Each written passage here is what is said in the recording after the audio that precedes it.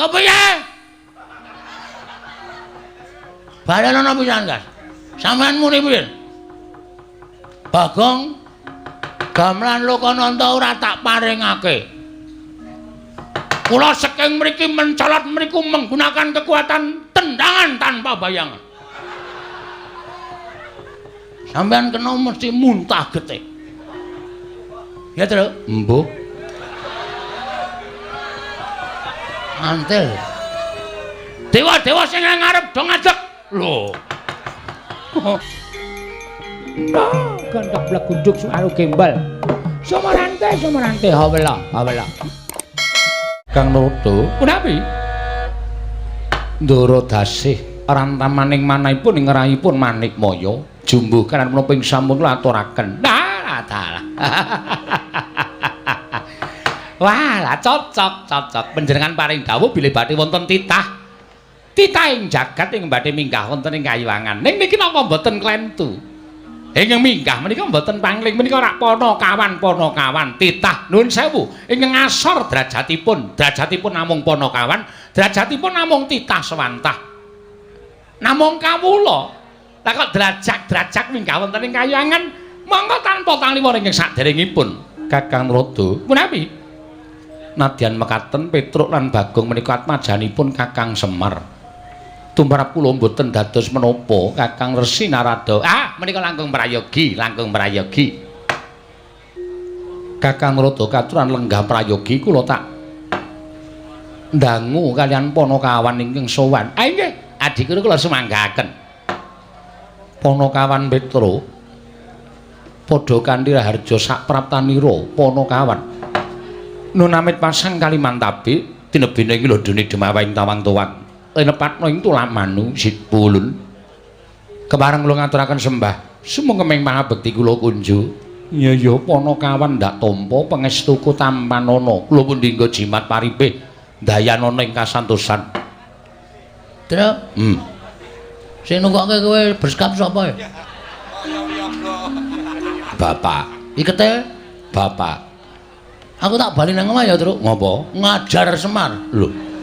Mergane iki jenenge ora adil. Munggah nang Kayangan kowe disandangi apik kaya ngono kok mbedak-bedake Semar aku blas ra tukoke apa-apa men disangoni trene Abang. Iki cetha nek Semar ketok nek arep ngasorke derajate anake sing ragil ning ngumbul-ngumbulke anake sing tengah. Lah kowe mau kowe wingi dek dina Minggu kon teko ndone bapak ora teko. Lah ngapa? Do ukur seragam kok. Aku ro gareng wis ukur beskap, ikete ya wis ukur. Lah kowe kok ora teko? Semar-semari. Iki aku isin nek carane ngene iki ketok banget aku kere banget ya, Tru. Kowe ketoke duwe nganggo seragam beskap, tata kramane komplit. Aku celuk lambi mung nganggo kathok trene Abang. Wis ora apa-apa. Ora apa-apa iki tetep engko nek mulih Semar tak ajar. Lho. Aja ngono to, bapak iki bapakmu kok. Kowe iki ya arep digaweke iket, ning bakale ora cukup, kudu nganggo korden. Anggepmu ndasku sak genthong ya. Kok dadak nganggo korden? Wong ukuran iket kok 86 ki sirah apa? Uteke gedhe. Panakawan Bagong. Wonten dawuh, panjenengan sinten? Lho. Ulun Bathara Guru. Lho, guru kok yaene muridé sapa? Iki mula mau nek tak jak ning repat kepanasan tak asaku omong gong iki sowan dewa. Dewa iki beda karo menungsa. Dewa iki sing nitahke awake dhewe. Iki Sang Hyang Manikmaya. Wah, Mas Manik. Manikmaya. Mas Maya. Manikmaya komplit. Bagong aja sembrana. Iki apa iki truk sound system nang kene iki. Dengkel kita ya. Kaya ngene kok padake sound system. Iki Bathara Narada. Kami itu aning Kayangan. Wo, sesepuh. Iya, aja sembrana Bagong iki Kayangan mengko ndak kualat ya. Engko ning nganti kowe tumindak sing ora prayoga ning Kayangan iki nggone malati kabeh. Waduh. Tiwas aku mau nguyuh ning pelataran kono. Kowe kok ngonek abuh karemu lho, Gong. Asik lho. Kok malah asik ora. Kuwi sing tak ancam. Malah seneng ora. Ana kawan Bagong Padhararja sak praptaunira. Pangestunipun Iwang Pikulun Bathara Guru basa Jawa. Wilujeng nering sambikala bekti kula katur Sang Hyang Manik Maya. Iya Bagong ulun tampa. Pangestu ulun kebat kita tampani. Piye kuwi bahasane, Tru? Kok jarene Bathara Guru kok ulun? Ulun iki aku. Lho. Wis omong Semar urung kowe nek ganti ulun.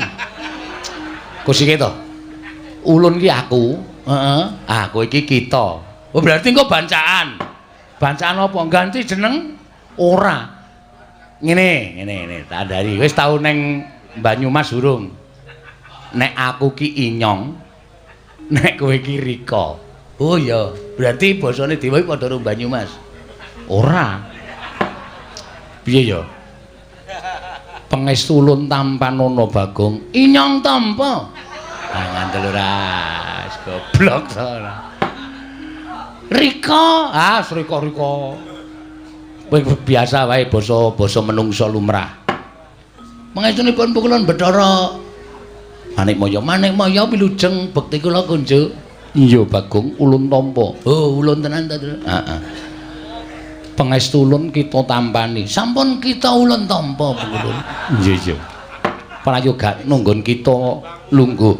Kita sampun boten kirang prayoga nggih kula lungguh wonten ngarsanipun ulun. Iya Bagong. Iya. Padha-padha. Aku malah wedi go ngejak kowe. Santai wae, Tru. Petra Kantong Bolong Padhararja sak prapta kita. Pangestunipun Pukulun Rada wilujeng bekti kula kunjuk. Ya Petra ulun tampa, pangestu ulun tampan ana. Kula pun dinggo jimat paripin daerah ing kasantosan. Nah, dalah. Bagong Padhararja sak prapta kita. Iki sapa, Tru? Dara Narada. Dewa kok kaya jog dengkulmu kowe. Pangestunipun Pukulun Bathara Narada wilujeng bekti kula konjo Pukulun. Ayo ulun tampa, pangestu ulun tampan ana. Ayo. Meriah pokoke.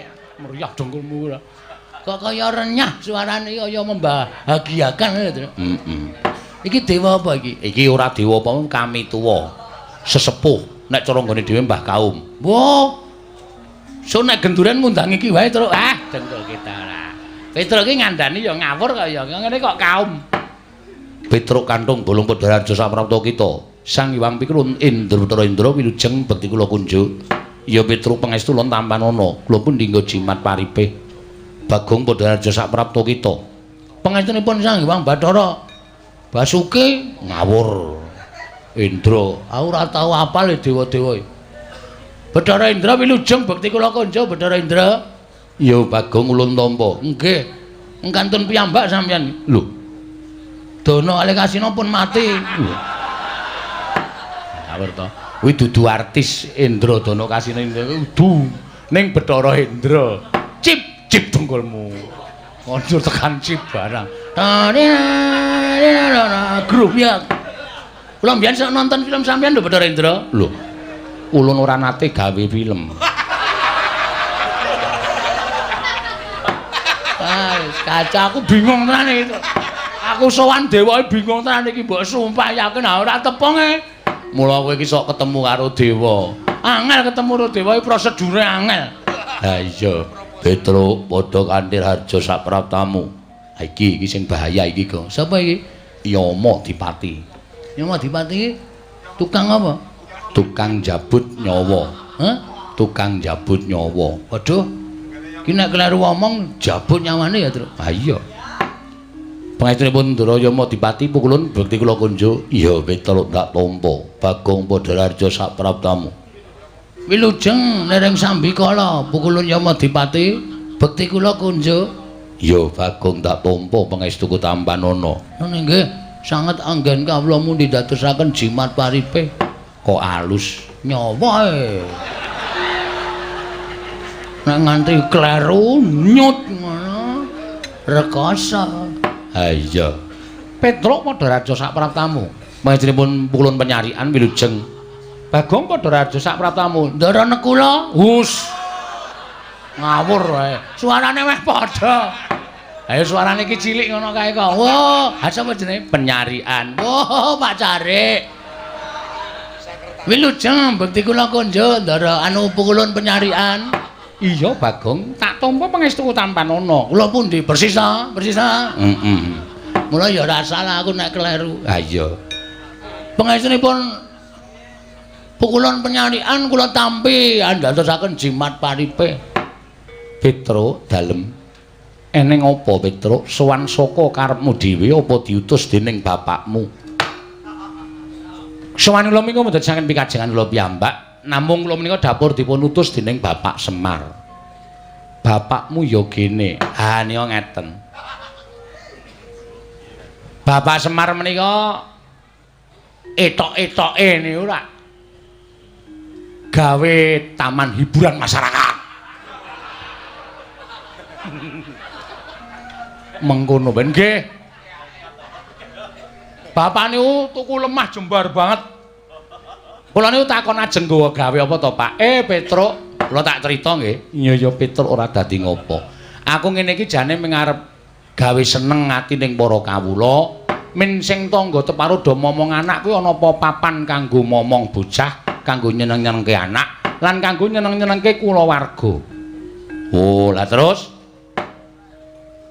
papan iki arep tak nggo papan ya kuwi wisata. Wisata, nggih. Hiburan. Wah iki nek matur karo dewa rada angel, Gong. Ora apa-apa, santai wae engko rak dewane do ngerti. Jare guru kok ora dong. Ayo engko siki alon-alon. Papan wisata niku papan sing kena kinarya nggih garing-garep penggaling para kawula. Mengkono Petruk. Nggih. Nggih menika dipun sebut Taman Karangkadempel Happy. Santai wae Truk, le mikir Truk ora usah ngendelong pikirane. Disebutke apa anane? Ha pokoke Taman Wisata Karangkadempel. Wo niku werna-werna. Enten wong dodol. Teng riku enten dodol dawet, angkringan, terus nika sing panjenengan tau prisa to? Tau nganglang jagat. Enten kaya ban motor gedhe banget, dhuwur banget. Ning nggo ngubengke bocah-bocah. Iya Petruk, malah ulun tau tate nyuwun priksa kalawan Kakang Narada, kuwi sebutane apa? Ah mboten ngertos. Mboten ngertos niku pancen teknologi anyar. Ha niku wonten niku werna-werna. Papan dienggo renang, papan dienggo nglangi. Sak piturute pokoke dienggo maem bebarengan kali para kawula. Niki pun dadi wis dadi Petruk. Pun kathah para kawula sing menapa niku? Rawuh teng papan wisata sing digawe karo bapak niku pun kathah.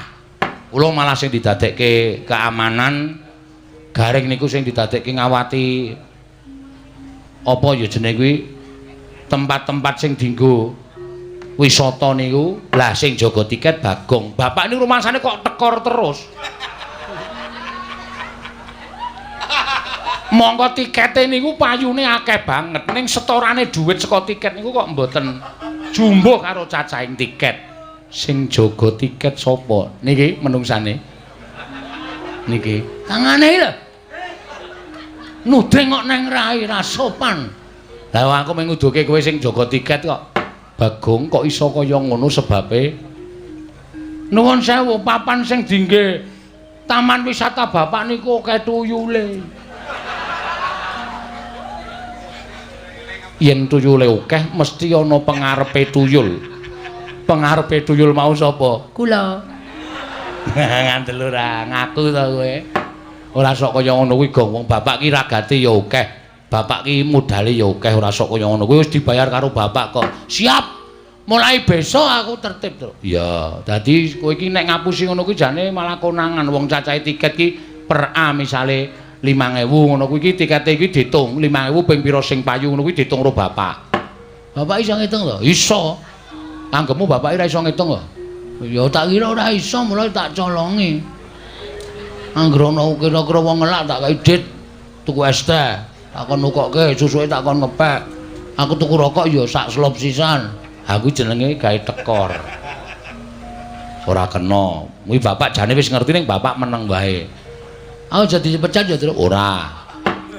Lah terus wigatine sowan ning Kayewangan. Lah supaya nyukupi sarta nuwun sewu taman menika ketingal sae wilujeng niku tata carane wong Jawa sing dienggo karo bapak utawa teng Karang Kadempel niku mriki niku kudu diruwat kene ngendi taman wisatane bapak niku kudu diruwat kanthi carane tatane wong Jawa niku nanggap wayang monggo bapak niku nuwun sewu nek kon mayang apike ra jamak-jamak monggo bapak niku ming kon ngruwat. Lah bapak bingung lek ajeng nyuwun ngampil gamelan niku teng pundi. Tumuli piyambakipun nemut nek duwe adi inggih menika nuwun sewu Kadang Taruna Sang Hyang Manikmaya sing kagungan gangsa nami gangsa Kyai Lokananta. Jane nggih bapak niku pun kula pringgake wong bapake mayang ra apike gamelane wesi wae. Kok wong mayang rung karo anape kok gamelane dadak saka kayangan kok nek nganti penontone gelo. Ya ora, bapak iki ora ngerti nom-nomane bapak nek mayang apik lho. Bapakne wong mayang entekke sindene. Jane dan tenan kok.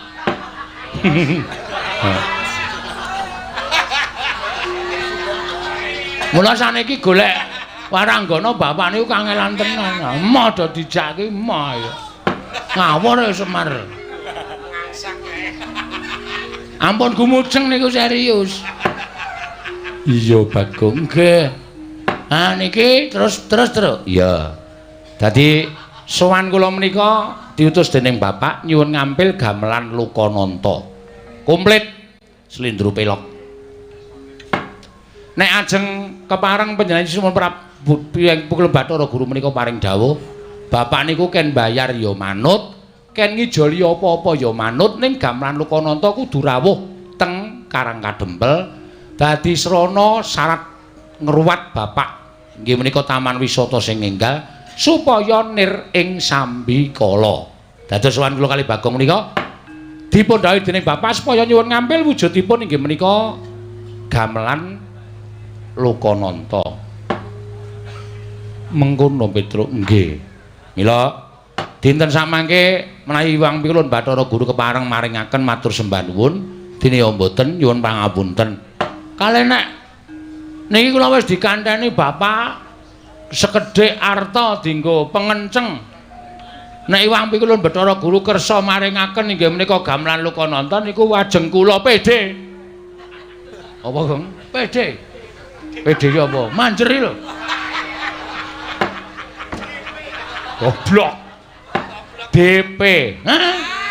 DP. Ameng kuwalik kok. Ora pas kok ya.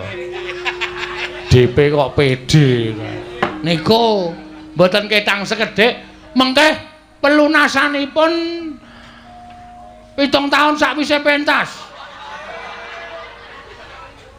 Kuwi arep ngecara ngendi wi ora bakal diparingi ngampil nek 7 tahun sakwise pentas ora. Ngoten mawon Bu Kulon.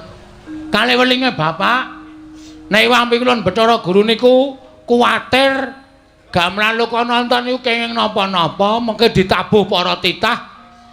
Mengke peranganing Jawata kinen ngetutke tindake gamelan Lokananta. Kalih nyuni dipalilah mangke masyarakat bapak-bapak kumpulan karawitan Karang Kadempel ajeng nuthuk gamelan Lokananta mboten ketang sak kempyangan men padha marem niki pun latihan inggih menika ladrang Subasiti. Apa, Gong? Ladrang Subasiti. Subakastawa, Subasiti Kastawa. Jenenge digabung-gabung ora apik. Nek diparengke dene mboten nggih mboten napa-napa. Kakang Narada, menawi kados pundi Kakang ketingalipun namung sepele ning tumrap kula kok dadi gawe. Ah, Di, nyuwun pangapunten. Kakang Semar menika Kakang Ismaya, menika Kadang Paduka Werda. Mila menawi wonten bot repotipun Kakang Semar menika mestipun Adi Prabu Bathara Guru sampun ngantos panjenengan menika awal maringaken ngampil gamelan Lokananta badhe kaboyong wonten ing Karang Kadempel. Malah tumrap kula menika satunggiling pakurmatan tumraping Adi Pramesti Bathara Guru. Ing atasipun paduka menika Kadang tinemu taruna nanging tasih dipun penggalih dening Kadang Tinemu Werda inggih menika Kakang Ismaya.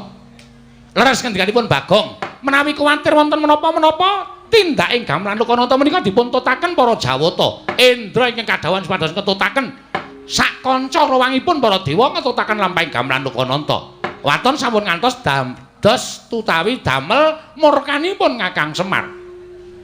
Menawi ngantos paduka dipramsi Bathara Guru menika mboten maringaken gamelan Lokananta, mesti kemawon Petruk wangsul wadul kalian bapakipun. Nek nganti Petruk bali wadul karo Semar, dalah Semar ngamuk teng kayangan Warataya. Sapa sing arep wani karo Semar Badranaya? Saya nek pun ngubal-ubal pusakane wujud entut. Wah, menika wah bebayane. Leres pukulan kula wingi bar opname 7 dina. Mergane dintuti Semar. Setan tenan. Lho, karo bapakne kok senengane ngono kuwi. Pas cangkeme.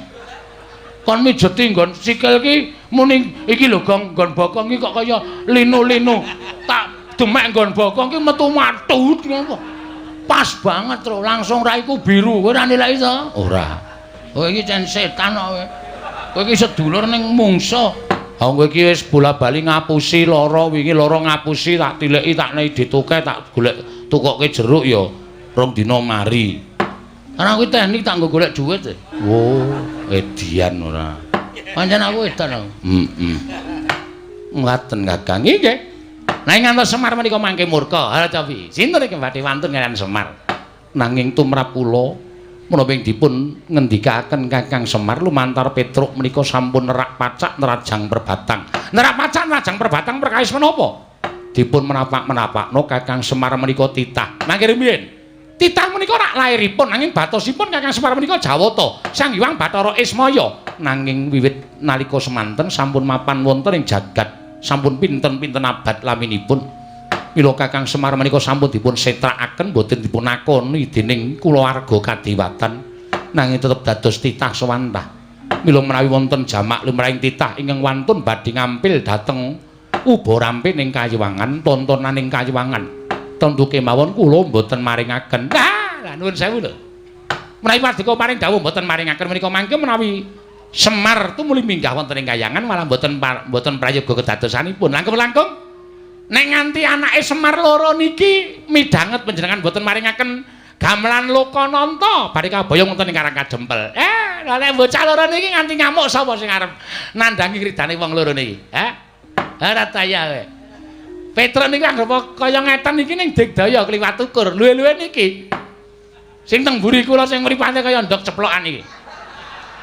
Iki nek wis muni nesu, sapa sing arep wani karo Bagong? Dalah. Lho niki napa? Ora edan ana dewa kok ditirokke iki nek ora Bagong ora lho. Inggih Kakang Trada, nanging tetep badhe kula mboten nglilani menawi gamelan Lokananta kaboyong wonten ing jagat. Lah menawi ngaten monggo, monggo. Ning nuwun sewu, kula tunggak waru godhong dadap. Tegesipun menawi wonten menapa-menapa Trada ora melu-melu ora melu garap. Kula aturi ngraosaken piyambak. Kula semanggaken. Mrika sampun laturaken lho.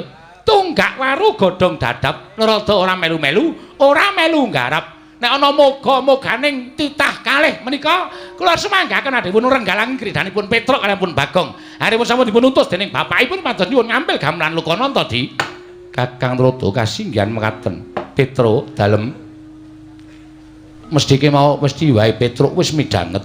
Nggih. Gamelan Lokananta kuwi tontonan ing kasuwargan. Oh nggih. Gamelan Lokananta kuwi wujude Ubarampe ning kasuwargan, Ubarampe ning Kayiwangan. Ora saben titah bisa nyuwun ngampil gamelan Lokananta. Nyuwun mapunten, Mbul. Ingin nyuwun ngampil menika sanes kula ning bapak. Sing nyuwun ngampil nika dudu Petruk ning bapak. Nadyan bapak kita kuwi titah. Nyuwun mapunten. Ngendikanipun para sepuh, ngendikanipun para pinter bapak menika mboten titah. Ning nika dewa Sang Hyang Bathara Ismaya. Nanging bapakmu wis ora dianggep kulawarganing kadewatan. Bapakmu wis dibuang ngono ing jagat, tegese bapakmu kuwi wis dudu Jawata. Bapakmu kuwi mung titah sawantah. Oh ngaten. Iya, dados kesimpulanipun keteranganipun kula nyuwun dawuh. Dipun paringaken ana mboten? Panakawan Petruk, ulun ora mlayogyani, ulun ora maringake. Mboten maringaken? Ora Petruk. Nggih sampun mboten napa-napa. Gong, piye iki? Piye, sukses ora? DPD saiki monggo, DP. peda-pede ora. Di DP saiki monggo. Ha nek wis siap DP-nen. Ning wong iki Gamelan Lokananta iki ora dikeparengake tedhak ning jagat, ora entuk diboyong ning Karang Kadempel. Bagong, Nun. Gamelan Lokananta mboya entuk diboyong marang jagat. Mboya entuk diagem dening bapakmu ning Karang Kadempel nggone bakal ngruwat papan wisata mapan ana ning Karang Kadempel, Bagong. Keterangane pokoke intine Gamelan Lokananta ora entuk digawa ning jagat, ngoten? Iya. Nek nganti kula lapor Bapak, ulun ora wedi. Ulun ingkang bakal tanggung jawab. Berarti sampean mboten ajrih kali bapak kula. Ora wedi, Bagong. Nek ngoten timbangane kula bali ning ngenten mawon. Entuk ora entuk ajeng kula suwun ngambil. Nek nganti sampean mboten biar ora. Mengentukaken maringaken Gamelan Lokananta kula boyong wonten ing alam donya. Ora ujan ora kaul. Noyah-nayah Baskara Titi mangsa. Bagong mboten ajeng wangsul. Nadyan Bagong dikon wangsul, kula ora arep gelem. Nek perlu kula kudu tanding kali dewa-dewa sing do tata tirik-tirik teng mriki. Kula ora wedi pikulan.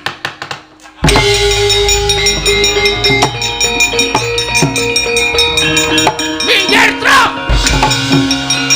Wedian saiki.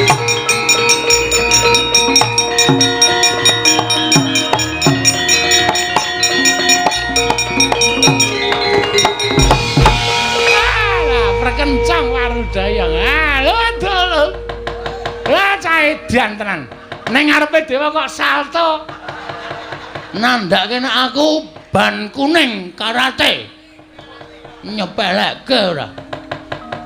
Kanthi dasar apa sampean ora ngeparengake Gamelan Lokananta digawa ning jagat? Mongko sing nyilih Bapak Semar. Ora ngono kuwi pukulun. Bagong, ulun dewa, kita ora basa. Wis ora peduli.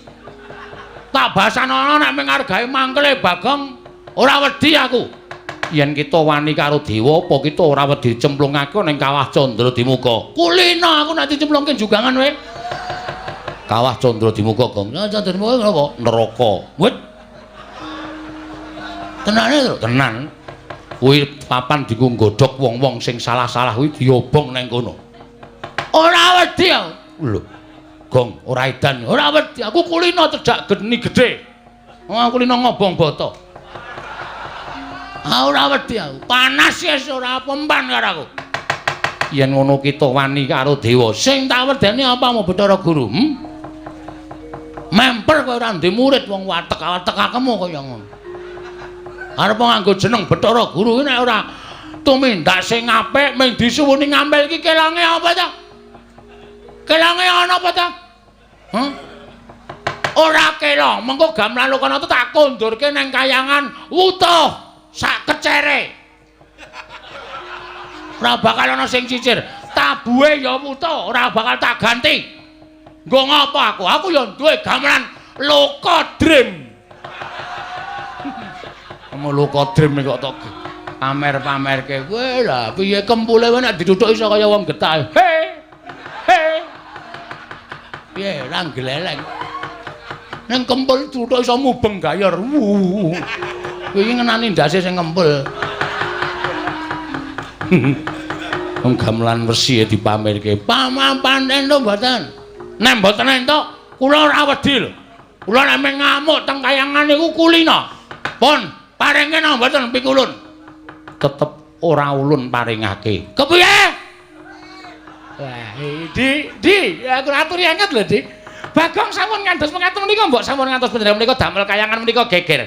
Nek kayangan geger mung diamuk Bagong rak saru dipun presani dening para titah wonten ing jagat. Kepiye?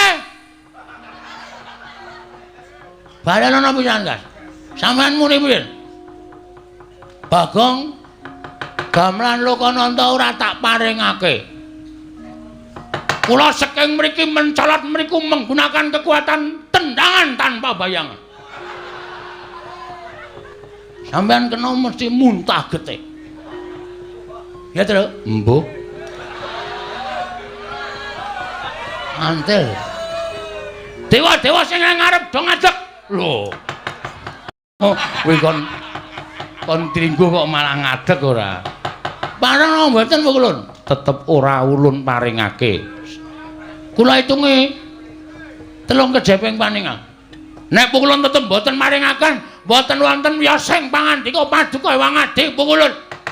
Maringaken gamelan Lokananta dhateng Bapak Semar kula boyong wonten ing Karang Kadempel.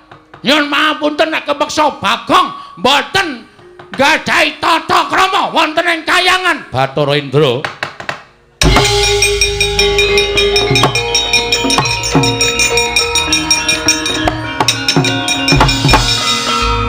Bathara Indra kula wonten dawuh ulun. Sira ulun dawuhi menika kula ketutupan tiyang kathah sanget. Petruk minggir aku arep tutupi. Lah wae tutupi Indra aja nganti metu. Metu entek-entekke kuwi bintang film e.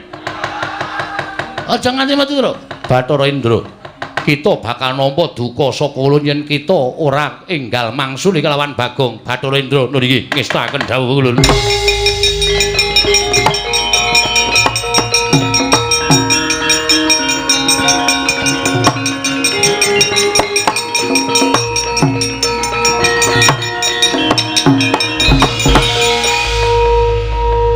Sawai ulun Bathara Indra welo edianan ulun putra nomor 4 Iwang Pikulun Manikmaya Atmaja ingkang angka catur.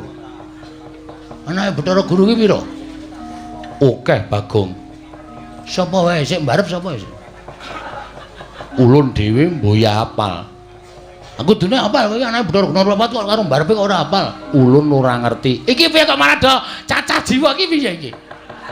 Wong arep tantang-tantangan kok malah takon mbarepe sapa ragile sapa mbarepe sapa ya wis ben mbarepe wis nyambut gawe ragile urung nyambut gawe ngono wae sampung. Bagong kok dituruti ora. Ngopo sampean? Ulun ora nrimakake. Ora nrimakake perkara apa? Perkara kita nggone swani kalian panjenenganing Iwang Pikulun Bathara Guru. Bagong bali apa ora? Ora. Kita bali ning jagat apa ora? Taun-taun windanana nek gamelan Lokananta ora mudhun ana ing ngalam donya ning Karang Kadempel, aku ora arep tekan ndi-ndi. Tegese kita wani karo panjenengan ulun. Apamu sing tak wedeni? Ayo, metu ning repat kepanasan tak bondo tanganmu tak rangket sikilmu. Tak lebokake ning kawah Candra Dimuka. Oke, dikur aku wedi kok karo kowe. Apa dikur aku wedi karo kowe? Truk, Bathara Indra tandangi, aku sing nandangi Bathara Guru. Yo, manut wae.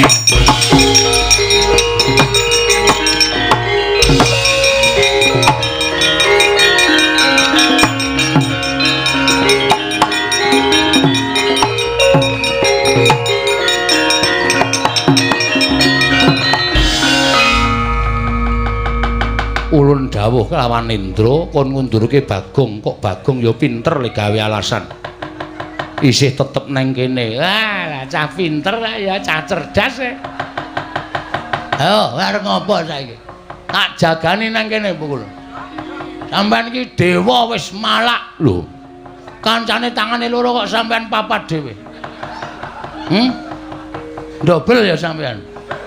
Senengane dobel ya. Biasane siji mungsuh siji sampean mungsuh loro wae wani. Lah edan. Ya Madipati iki piye iki? Bagong. Nun, sapa niki? Ya Madipati. Dewa tukang jabut nyawa. Sampeyan rasa melu-melu. Apa dikira wau kula wedi karo sampean terus saniki sampean ngelekke karo kula terus aku dikira wedi karo kowe wae. Hah? Jabutan nyawane Bagong. Nek pancen iso njabut nyawane Bagong, pancen kowe dewa pengpengan. Muni wae. Kampleng sisan. Lah edan iki. Ngopo iki? Teko ora. Melu-melu lan iki kewangi karo kowe. Dawuh karo Adi Prabu Bathara Guru supaya maringake ngampil. Ya kuwi gamelan Lokananta aku tak uring-uring. Aku nek nesu sapa-sapa tak uring-uring kok. Ora peduli ngewangi aku apa ora, aku nesu ngene iki. Iki dadari wae. Inggih, kula widodari. Wah, widodari ana sing parah. Apa kaya ngono kok widodari? Widodari iki jebul ana sing elek. Ya widodari iki werna-werna. Kaya mburi kae widodari kok lemune ora jamak-jamak. Widodari iki mesti kaning wong wadon.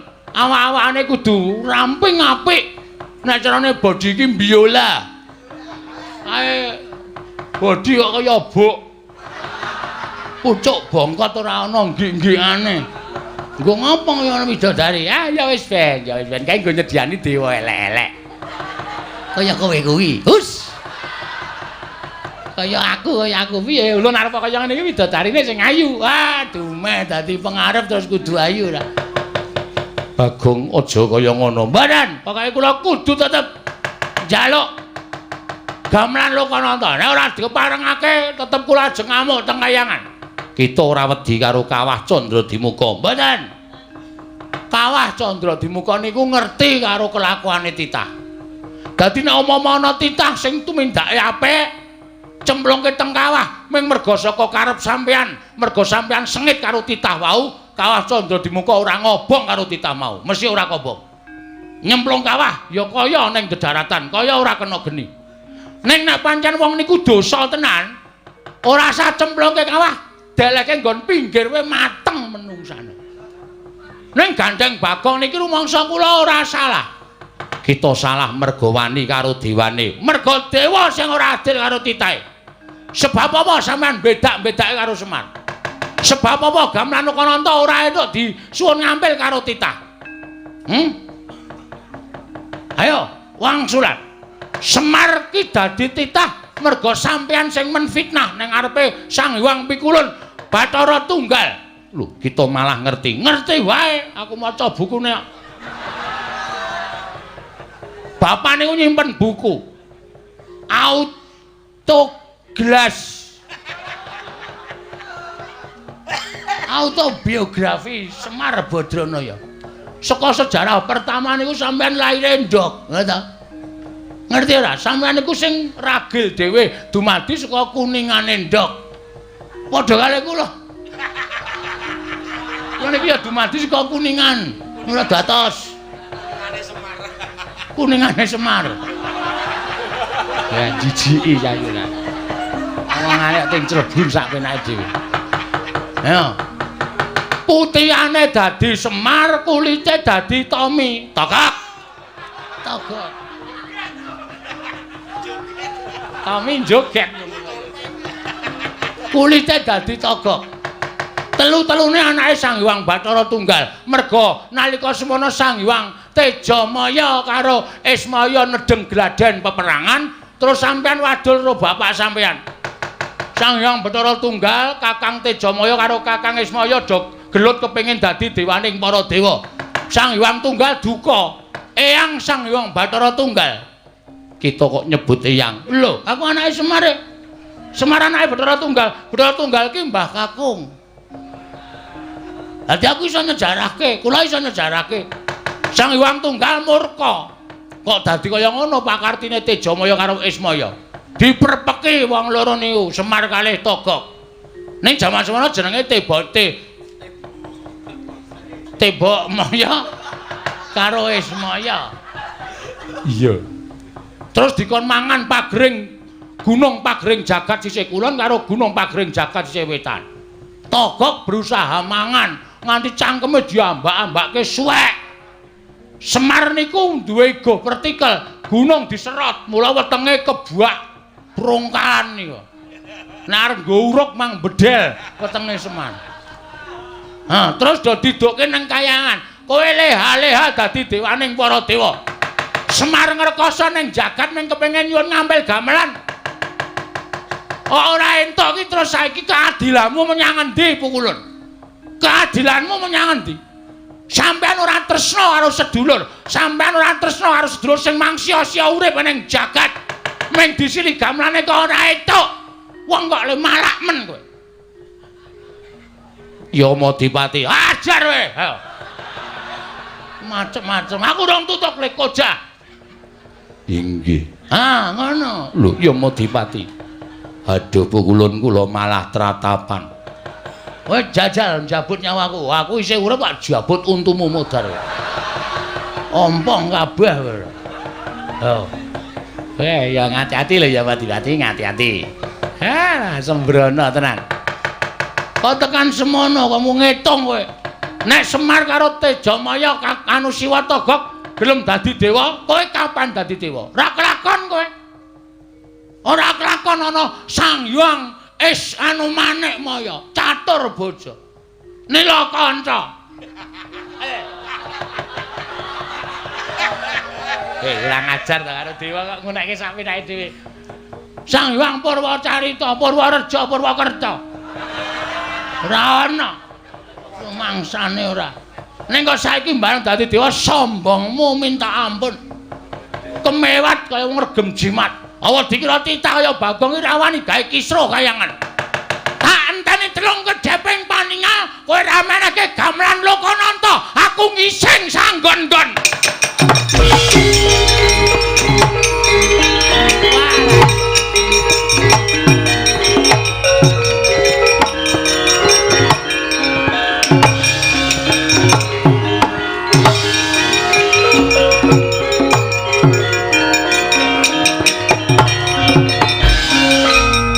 Bagong ya dibondo. Iya. Dibondo digawa ning ngarepe Sang Hyang Bathara Guru. Wah, mati dening aku ayo nglelengo saiki. Ora ngleleng. Ora wani ngleleng dudu Bagong. Wah, rangket tanganmu tak krincung sikilmu lebokke baku jarane. Ha? Ora. Ngandel ora. Modar kowe.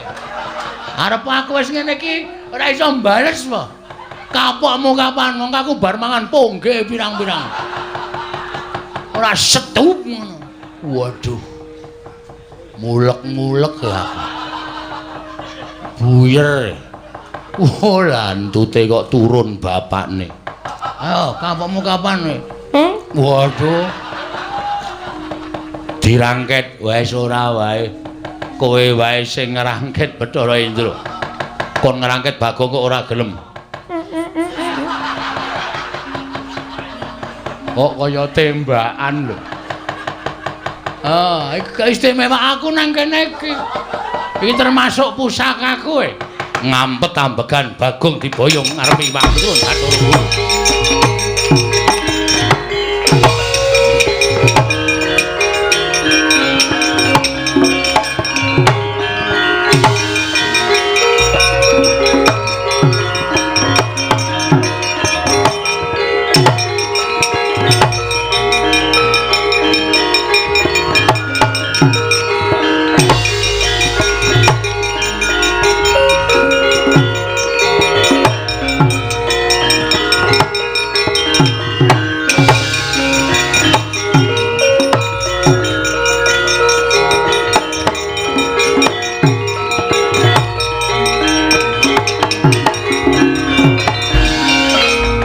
Samar pamoring sukma sinukmaya sinukmaya winaya ing asepi sumimpen teleng ing kalbu pambukaning warana tarlen saking liyep layaping aluyup Panakawan Petruk lan Bagong wis dibondo tangane dikerincung sikile ora iso nglawat. Ayo saiki mara gage Sumbaruk iki oleh-olehane yen to titah bakal wani marang kadewatan. Wis kok iki idian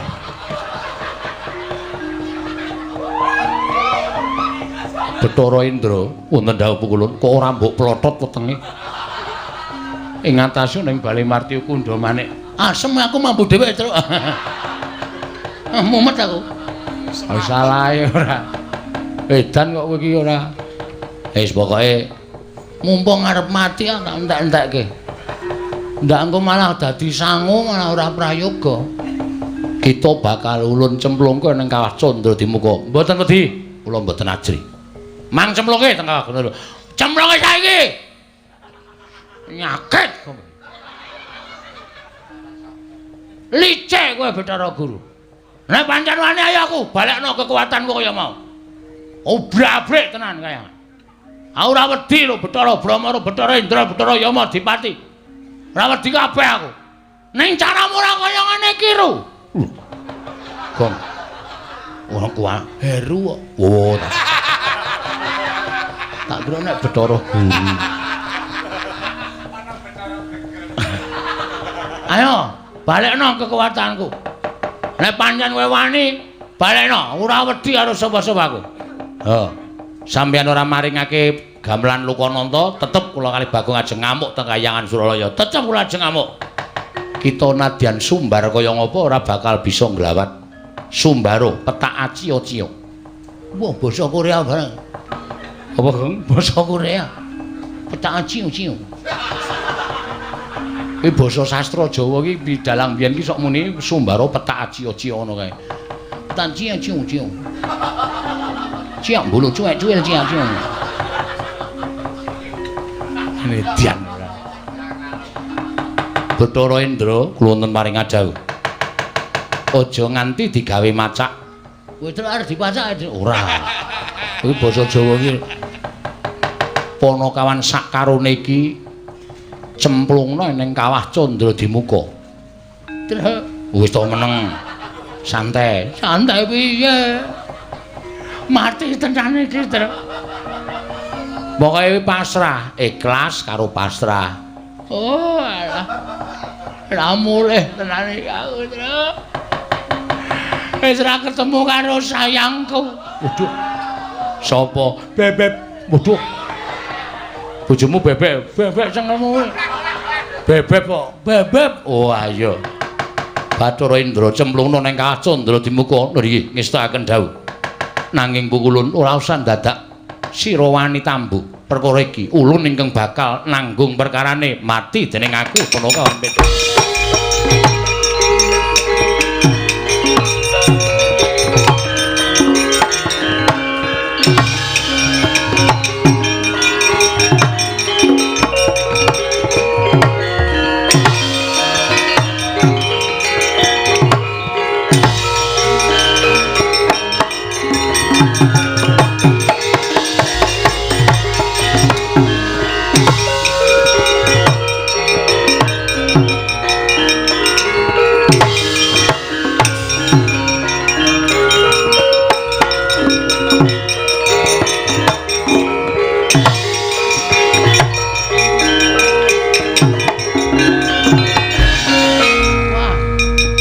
Iki jarake adohe panase kaya ngene. Santai malah awak dhewe ora ngrasake lara kok. Plumbuk mati. Jare nek ora salah ora wuk. Iki ketoke kok tetep wuk nek iki. Tetep murab ya tetep ketoke. Ha kaya ngene, kaya ngene. Ayo. Rungokno. Rungokno pesambate wong-wong sing tak obong ning Kawah Candra Dimuka sing duwe dosa tumraping para Jawata. Mati aku. Aduh, tulung aku tobat. Aduh, ndasku dipecah bola-bali. Asah dirungokke lho, Gong. Aduh, tanganku dikethok bola-bali. Aduh, gegerku disetlika. Ketoke ngapusi nek iki, Tru. Lah kok ngapusi? Mosok kene ana wong dodol setlika?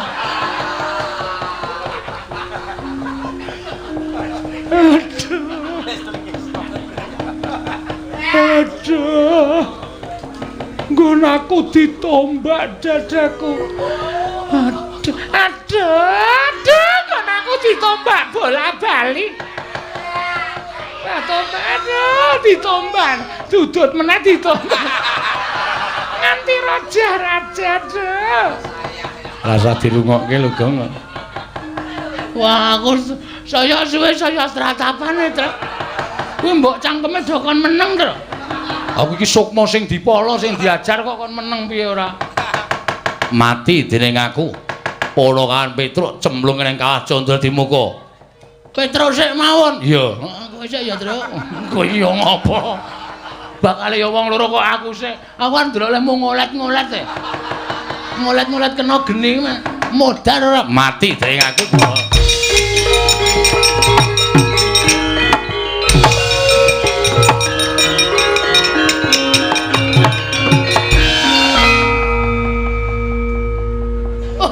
Ramentolo aku.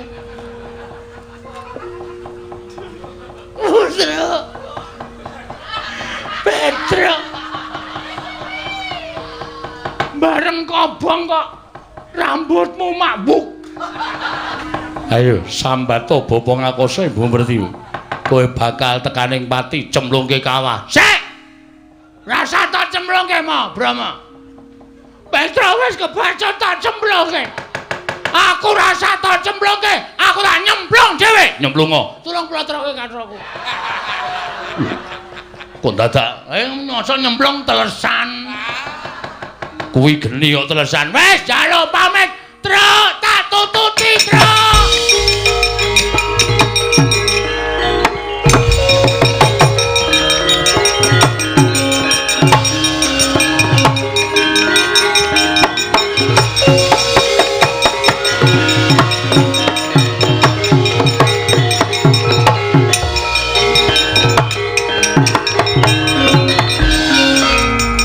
Mubal genining candra dimuka cinempul nganggo lara Petruk lan lara Bagong. Eling-eling titah ingkang boten ate klepetan dedosan nadyan keladuk wani kurang geduga. Gejol kumarucul parandina damel suka sangganing para ingkang sami wuninga. Dadya kanugrahan tumraping lara Petruk miwaki lara Bagong. Tanggap Sang Hyang Jatimurti wis ngawuningani lara Petruk lan lara Bagong manjing telenging candra dimuka. Mulat Sang Hyang ngasih pranaya Sang Hyang Bathara Wenang sigra niyup saking dirgantara manjing kawah candra dimuka.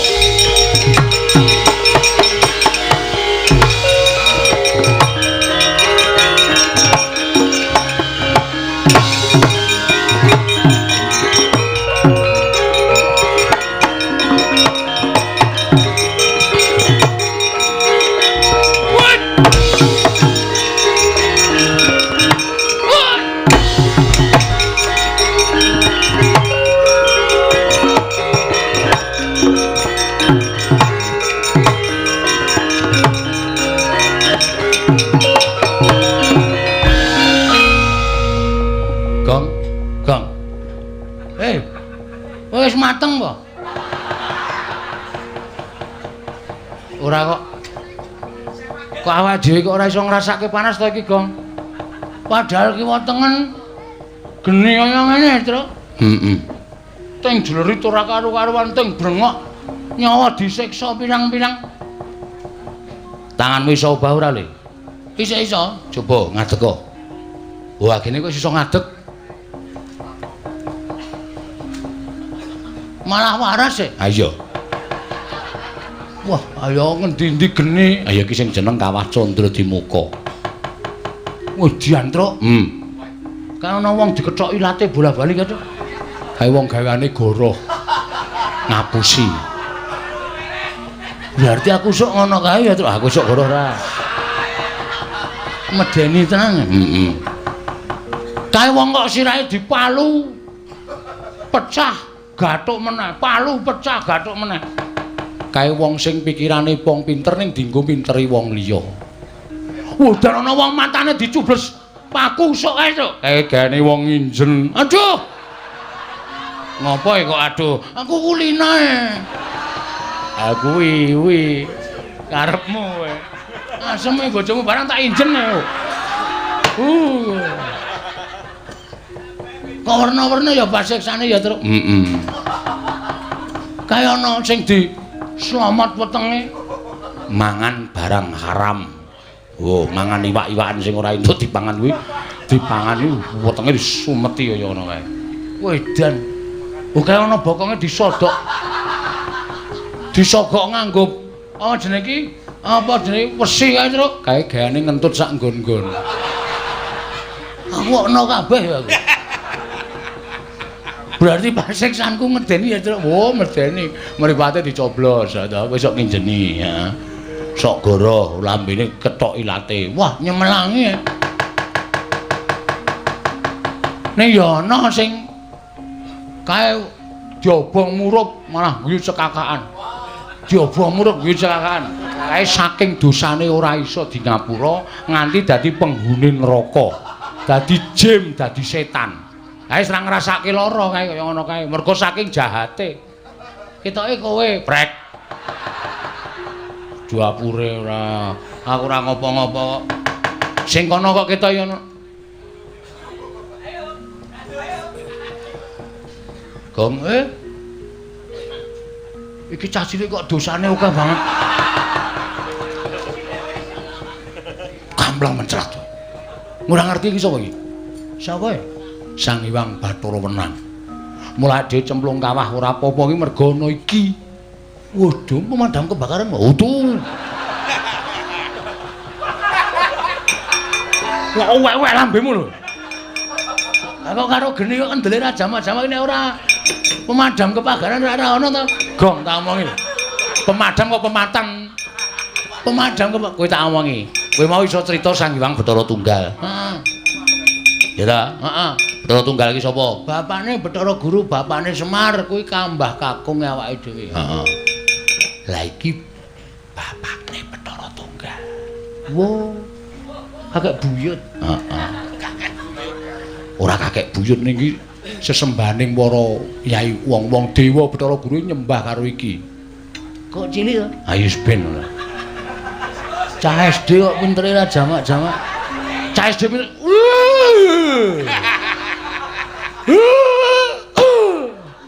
Ngapa ya, Trek?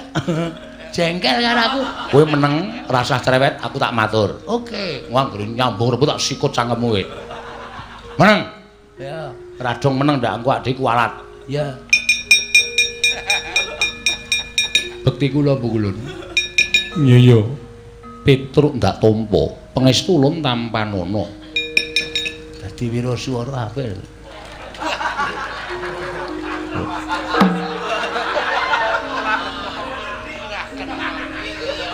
Cilik kok suarane gandem. Dadi MC wae, Tru. Nen pamirsa. Ana kowe lunga ana kok cedhak sing dikethok ilate iki. Gah! Ngono ilatku malu dikethok. Ah kowe iki cerewet kok nang ngene. Meneng sih to? Bekti kula Bu Kulun. Iya iya. Wah iya iya.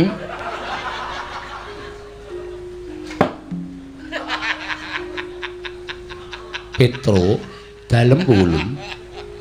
Marmane kita ora ngrasake panas mergo saka daya ulun. Nggih, kula sampun ngertos. Wah, edan.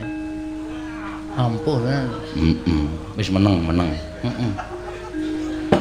Ulun sak pejagung kelawan jeneng kita, nedyan mitulungi kelawan jeneng kita Petro.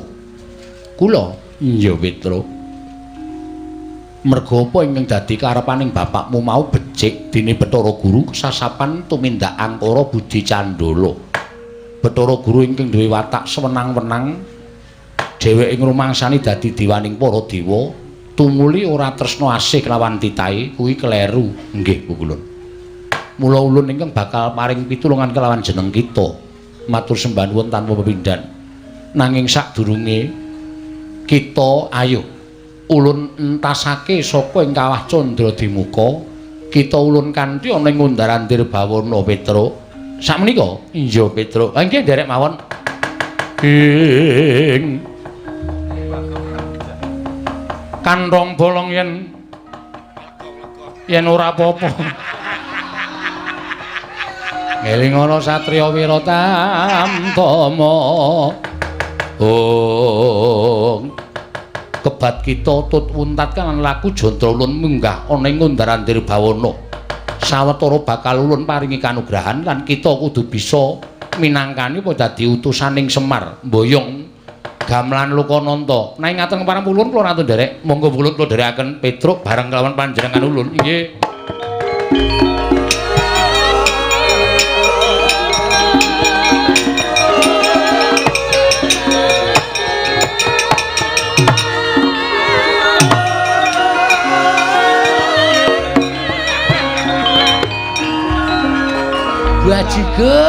Bajigur.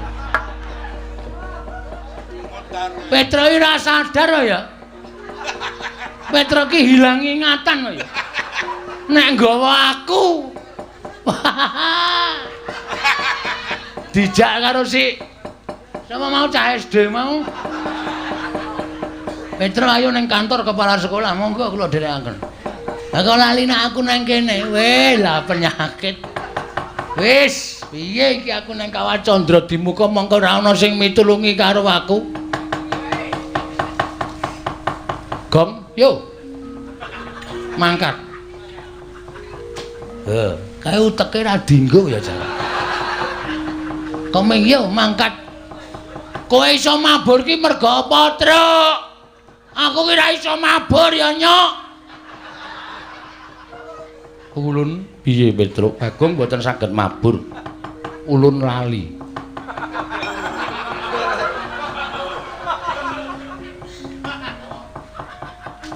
Kae ngopo cacile kok ngambung bathuk barang. Wis dinehi kekuatan mabur cah goblok. Wah, timblis kok kene modar ora. Yo. Nang ndi? Kalasan. Ngundarandir bawana. Melu ya, Truk? Mabura.